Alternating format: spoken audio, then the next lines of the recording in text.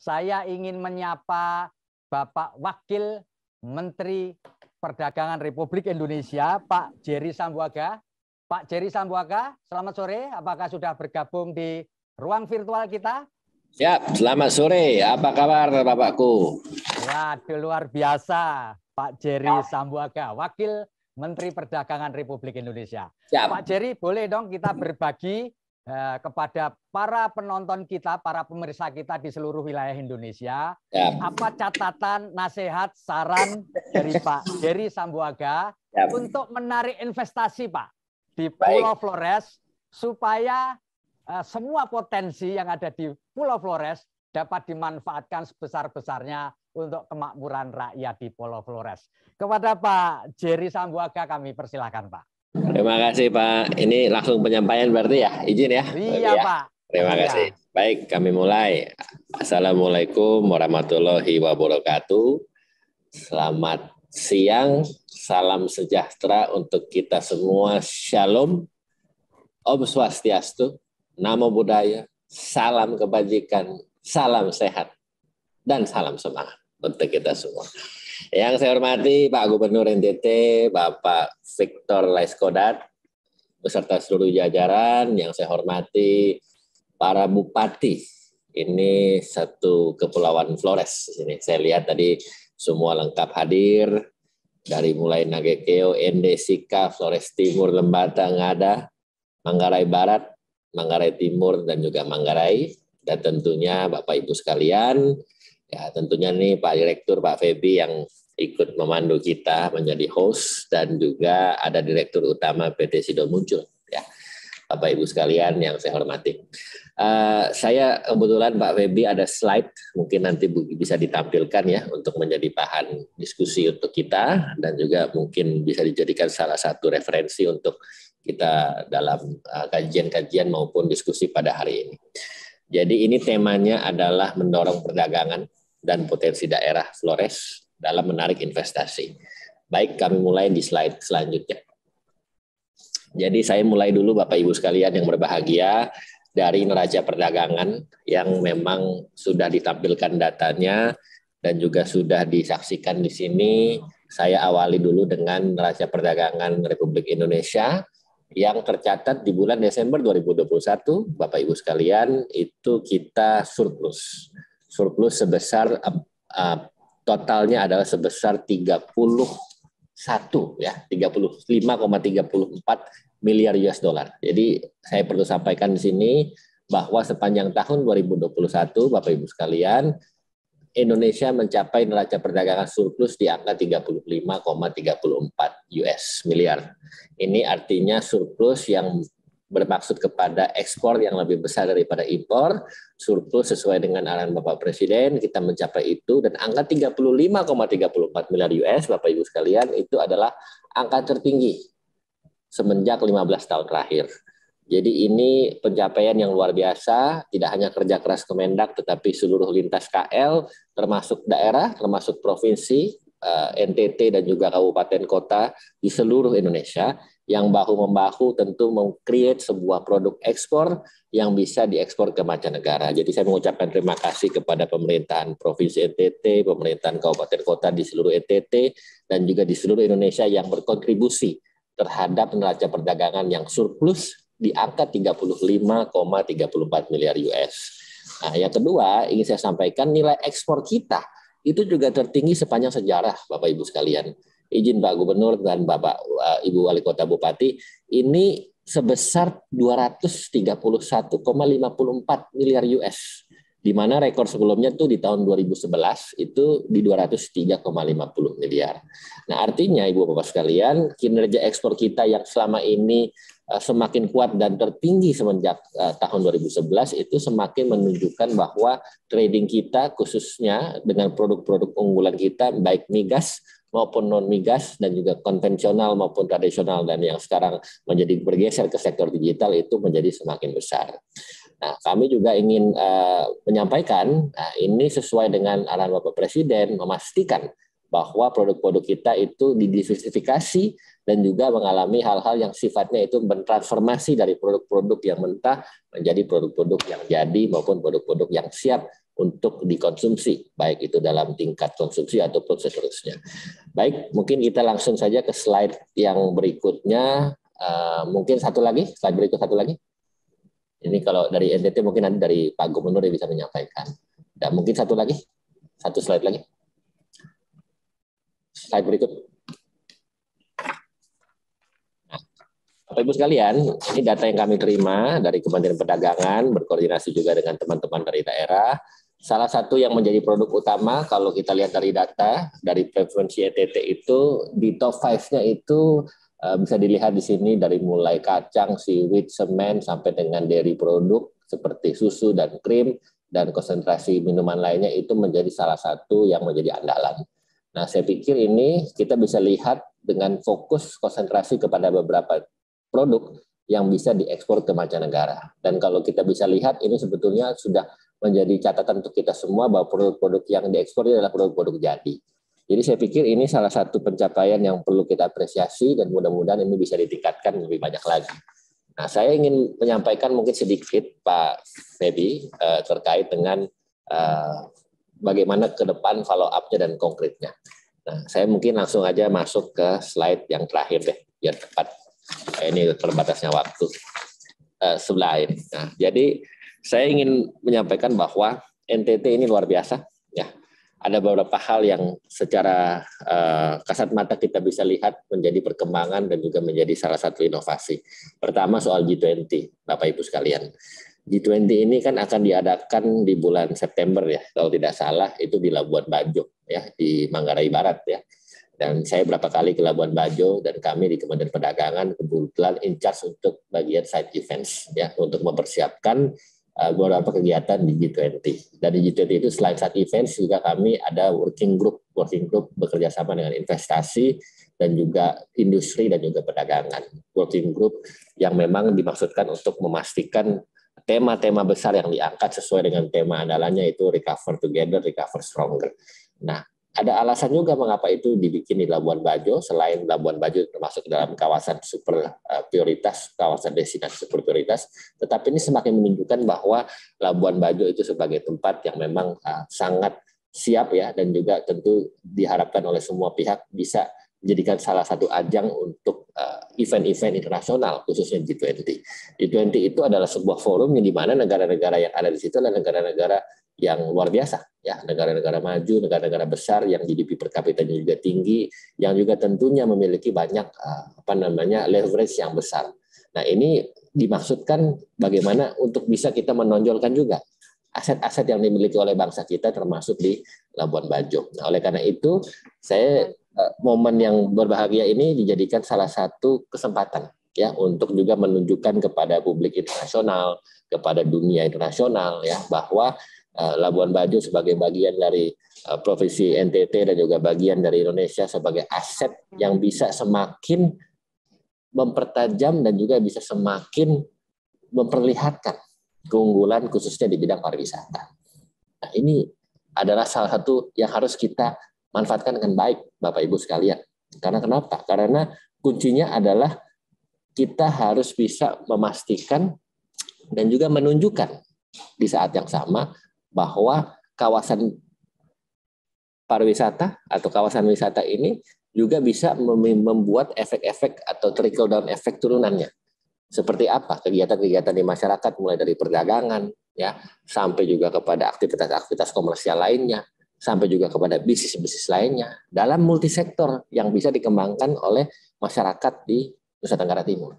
Dan ini saya sangat berbahagia karena lengkap kepala daerahnya hadir untuk bisa mengcapture ini, memastikan apa yang bisa dilihat dari nanti event G20 yang akan dilaksanakan di Labuan Bajo. Nah, ini momen yang saya pikir harus dimanfaatkan dengan baik. Jangan sia-siakan kesempatan ini, Bapak Ibu sekalian, khususnya para kepala daerah, untuk bisa melihat ini sebagai momen untuk kita bisa mempromosikan apa yang kita bisa tampilkan dalam kekayaan aset kita yang ada di Labuan Bajo. Itu yang pertama. Lalu yang kedua, saya juga ingin menyampaikan soal UMKM ya, dan juga bagaimana kaitannya dengan nanti kita bisa lihat bagaimana kita bisa memaksimalkan bangga buatan Indonesia. Kita punya namanya Gernas BBI, Gerakan Nasional Bangga Buatan Indonesia, yang bisa sekaligus juga menunjukkan bahwa cinta-cinta produk lokal itu juga bisa dituangkan dalam sebuah program-program yang konkret. Ya, dan ini kaitannya adalah selain juga kita bisa mensupport UMKM, tapi kita juga bisa menjadikan UMKM sebagai produk ekspor. Kalau kita lihat 90% kurang lebih UMKM itu sangat memberikan kontribusi yang signifikan untuk perekonomian dan juga perdagangan. Tetapi untuk ekspor itu masih belum maksimal. Itu kurang dari 6%. Nah, oleh karena itu pemberdayaan UMKM itu harus ditunjukkan lewat bagaimana kita mencintai produk lokal dan menggunakan produk lokal dan juga memasarkan produk lokal ini sebagai bagian dari produk yang bisa kita ekspor. Tadi saya sempat mendengar kalau tidak salah teman-teman sempat menyebutkan pakaian-pakaian tradisional, baik itu tenun ataupun batik ataupun motif lainnya yang bisa selama ini digunakan itu kita kreasikan dan kita pasarkan. Ya, jadi kalau ada yang bilang BBI bangga buat Indonesia, jangan cuma bangga Bapak Ibu sekalian, tetapi kita pakai barangnya, kita beli barangnya, kita gunakan barangnya, kita konsumsi barangnya dan seterusnya. Ya, saya sering sekali katakan ini setiap kali kesempatan saya akan katakan lagi. Saya sebagai contoh, saya kasih contoh yang konkret Bapak Ibu, ya hampir setiap hari itu saya menggunakan yang namanya pakaian-pakaian tradisional buatan Indonesia 100%. Baik itu batik ataupun tenun ataupun motif-motif daerah lainnya. Karena kenapa? Karena selain saya cinta produknya, ya saya memang suka pakai produknya dan itu saya aplikasikan dalam kehidupan sehari-hari. Ini saya dari atas sampai bawah 100% made Indonesia, Bapak Ibu. Jam tangan yang saya pakai ini jam tangan juga made in Indonesia 100%. Buatan lokal, buatan dari Jawa Barat. Ya, made in Indonesia 100%, produk ekspor UMKM yang bisa kita jual di luar negeri. Ya. Nah, lalu celana yang saya pakai juga produk ekspor. Waktu saya tugas ke Amerika beberapa bulan yang lalu, itu saya lihat ada produk celana yang saya pakai ini dijual di retail di Amerika Serikat, ya, namanya Erigo. Erigo itu made in Indonesia 100% dari hulu ke hilir. Lalu sepatu yang saya pakai ini juga sama, made in Indonesia 100% Bapak Ibu sekalian. Ini sepatu yang saya pakai ini buatan juga Jawa Barat. Ya, ini bagus, bahannya enak, nyaman di kulit, di kaki, ya, dipakai kemana-mana, formal, informal, ya kan. Dan ini warnanya juga saya suka. Khusus yang item ini, Bapak Ibu sekalian, izin Bapak Bupati, ini namanya sesuai nama saya, Jerry Sambuaga. Karena yang jual senang saya beli. Jadi kalau Bapak Bupati mau cari sepatu Jerry Sambuaga, ada. Bisa dicek nanti di online. Ya. Nah, itu contohnya. Bagaimana kita mengkreasikan dan juga mengkampanyekan produk lokal dan mencintai dan menunjukkan dan mengaplikasikan itu dalam kehidupan sehari-hari. Nah, mungkin itu sebagai salah satu rujukan. Kita bisa mengupgrade dan juga melakukan produk-produk daerah yang ada di seluruh Indonesia, termasuk yang ada di Flores tentunya bisa dijadikan salah satu menjadi produk unggulan. Saya tahu bahwa mungkin kalau tidak salah di NTT itu banyak produk-produk lokal, tidak hanya tenun ya, tetapi juga mungkin sampai ke makanan, minuman, bahkan ada produk-produk minuman khusus ya yang mungkin itu juga bisa diekspor ke luar negeri Bapak Ibu ya, dan mungkin selama proses perizinannya dan administrasinya itu dilalui dengan baik, saya pikir itu menjadi salah satu kebanggaan juga. Kalau ada minuman khas dari NTT, khususnya dari Flores, bisa dijual di luar negeri, dikonsumsi di luar negeri oleh bangsa lain, itu kan juga kebanggaan dan selain pemasukan dan penghasilan, tetapi juga menunjukkan identitas jati diri kita sebagai bangsa yang besar yang memiliki produk yang bisa diekspor keluar. Itu yang mungkin bisa jadi catatan. Lalu yang terakhir, saya ingin sampaikan soal bagaimana kita menggairahkan dan juga menggerakkan sektor digital. Nah, ini mungkin pesan saya yang terakhir, apa yang mungkin bisa dilakukan oleh teman-teman di daerah ya, yang mungkin bisa menjadi salah satu motivasi. Bapak Ibu sekalian yang saya hormati, khususnya para kepala daerah, yang namanya ekonomi digital itu tidak bisa dihindari. Literasi dan sosialisasi dan edukasi terhadap ekonomi digital itu sesuai dengan arahan Bapak Presiden itu adalah hal yang memang kita hadapi bersama. Nah, kita tidak akan pernah Bapak Ibu sekalian meninggalkan produk-produk konvensional ya, seperti migas, non migas, ya, kelapa sawit, batu bara, elektronik, furniture, kayu, besi baja, itu tidak akan kita tinggalkan. Bahkan itu kita transformasikan kepada barang-barang jadi. Jadi kita mentransformasi dari bangsa yang menjual produk mentah menjadi produk-produk jadi seperti besi baja dan turunannya. Nah, tapi di luar itu, Bapak Ibu sekalian, ada produk-produk digital yang bisa kita manfaatkan. Dan ini mungkin lintas batas, lintas wilayah, lintas daerah, dan dimanapun bisa. Ya, satu hal yang mungkin mendorong supaya ekonomi digital ini jalan adalah infrastruktur. Nah, mungkin nanti catatan yang mungkin kita bisa lakukan bersama adalah pengembangan infrastruktur di daerah yang bisa menunjang keberpihakan kepada ekonomi digital. Sebagai contoh, Ibu Bapak, saya kasih satu contoh yang konkret saja. Ini mungkin menjadi diskusi kita sama-sama nanti bersama teman-teman kepala daerah. Salah satu produk digital yang lagi ngetren sekarang mungkin ada dua, saya fokus satu kripto, satu lagi game online. Nah, saya ambil contoh yang sederhana aja. Gimana itu game online itu bisa menjadi pemasukan penghasilan yang luar biasa untuk kita semua. Bapak Ibu sekalian, ya, ini ada contoh konkret nih. Korea Selatan itu dia ekspor game online-nya, Bapak Ibu tahu berapa? Data tahun 2021 6,6 juta US dollar. Ya. 6,6 juta US dollar ya. Bahkan meningkat terus-menerus sepanjang tahun dan ini bisa dijadikan salah satu rujukan kita untuk bisa melihat sektor ini sebagai industri yang kreatif. Mengapa saya katakan begitu? Karena Indonesia sudah bisa buat game online sendiri, made in Indonesia 100%, lokal, dan bisa dijual, dan juga bisa mendapatkan pemasukan dan penghasilan untuk masyarakat, khususnya untuk negara. Gimana cara kerjanya itu? Nah, saya kasih sedikit contoh aja. Kita kalau download game, ya game online di gadget kita itu gratis. Ya kan? Kita nggak bayar, Pak, Ibu sekalian. Tapi begitu kita main, ya kita suka gamenya, ada beberapa fitur yang harus bayar. Nah, yang bayar itu yang menjadikan salah satu potensi kita ekspor. Gimana caranya? Mungkin kesannya sedikit bayar 10.000 rupiah satu fitur, mungkin 1 US atau 1.000 rupiah. Tapi kalau yang main yang download ada 1 juta orang, atau 100 juta orang, atau 500 juta orang, atau 1 miliar orang, itu tinggal dikali, Bapak Ibu sekalian. Katakanlah 100 juta yang download, yang ngeklik, 100 juta dia download, dia klik, dia bayar, ada transaksi itu, ya kan? Dikali 10.000 rupiah. Itu baru satu game, satu fitur. Satu game biasanya lebih dari satu fitur, bisa 10 fitur, dikali saja. Itu baru satu game. Belum kita bicara game-game yang lain. Jadi kalau ada 10 game kali 10 fitur, 100 kali 10.000 rupiah kali 100 juta. Bisa dibayangkan berapa nilainya. Ini sektor kreatif, Bapak Ibu, yang kita bisa dorong. Dan ini bisa dilakukan dimanapun, kapanpun, selama memang infrastruktur memadai. Oleh karena itu saya mendukung.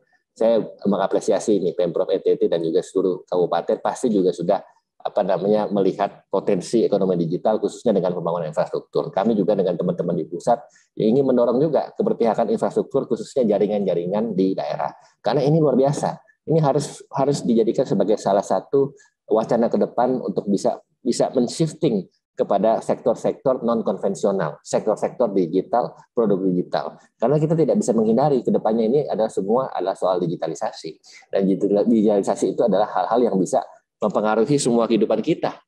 Ya, kayak contoh hari ini kita sekarang beda jarak, beda daerah. Bapak mungkin lagi di Flores, kami lagi di Jakarta, kami di kantor, yang lain mungkin daerah lain.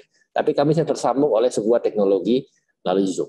Ya kan, habis ini mungkin Bapak Ibu sekalian mau pergi ke titik lain, kita menggunakan aplikasi transportasi, tinggal klik-klik. Setelah ini mungkin ada yang mau makan siang, tinggal klik-klik. Ada yang mau mungkin transfer uang melalui mobile banking, melalui gadget, tinggal klik-klik. Ya, dan seterusnya.